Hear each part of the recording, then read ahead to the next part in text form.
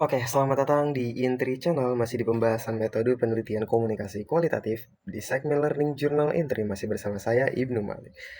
Pada pertemuan kali ini dibawakan materinya langsung oleh kelompok 5 mengenai fenomenologi, studi kritis, dan paradigma konstruktivisme. Pembahasan pertama yaitu fenologi. Fenomenologi. Pengertiannya adalah studi tentang pengalaman hidup seseorang dan bagaimana individu secara subjektif merasakan serta memberi makna terhadap suatu fenomena.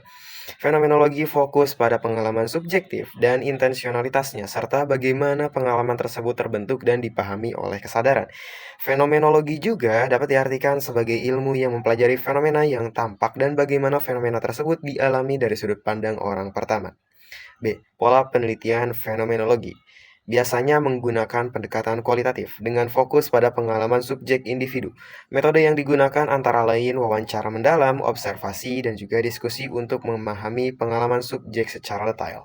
Penelitian ini dapat menggunakan studi kasus tunggal atau kumpulan sampel untuk menggali makna pengalaman tersebut. Fokus penelitian ini mendalami dua hal, yaitu deskripsi tekstur atau menggambarkan aspek tujuan dari pengalaman subjek, yaitu apa yang dialami secara nyata. Yang kedua, deskripsi struktural atau menggali makna dan penilaian subjektif subjek terhadap pengalaman tersebut. C. Ciri-ciri fenomenologi. Yang pertama berfokus pada pengalaman subjektif dan kesadaran individu. Yang B.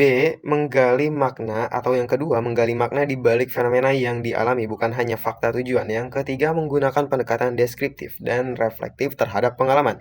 Yang keempat memperhatikan persepsi dan interpretasi personal subjek terhadap fenomena. Yang kelima menolak asumsi dan prakonsepsi untuk kembali ke esensi pengalaman yang dialami. D. Prosedur pelaksanaan fenomenologi. Yang pertama, mengumpulkan data melalui wawancara mendalam, observasi, atau dokumen. Yang kedua, melakukan deskripsi rinci tentang pengalaman subjek. Yang ketiga, melakukan refleksi dan analisis untuk menemukan esensi atau inti pengalaman. Yang keempat, menafsirkan makna pengalaman berdasarkan sudut pandang subjek atau orang pertama. Yang kelima, mengeliminasi bias atau asumsi peneliti agar hasil penelitian tetap objektif secara fenomenologis. Nah, pembahasan yang kedua yaitu studi kritis.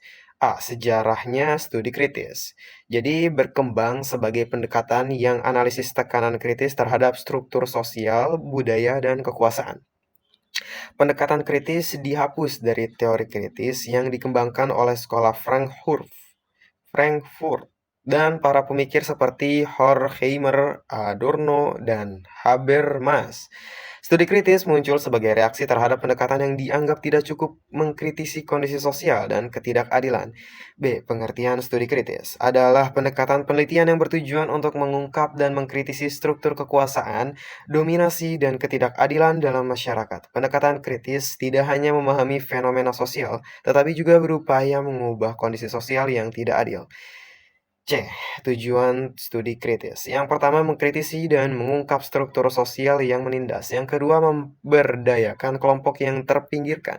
Yang ketiga, mendorong perubahan sosial menuju keadilan dan kesetaraan. D.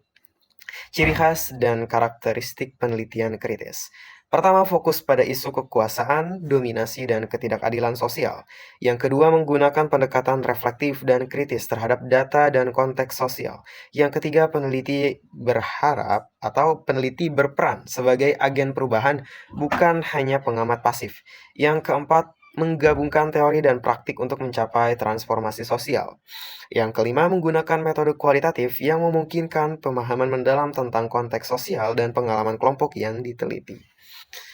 Nah, yang penjelasan ketiga atau materi ketiga tentang paradigma konstruktivisme.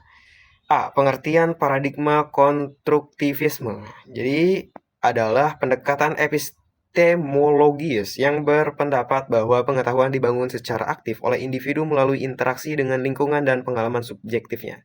Realitas dipahami sebagai konstruksi sosial yang bersifat relatif dan kontekstual. B. Dimensi konstruktivisme.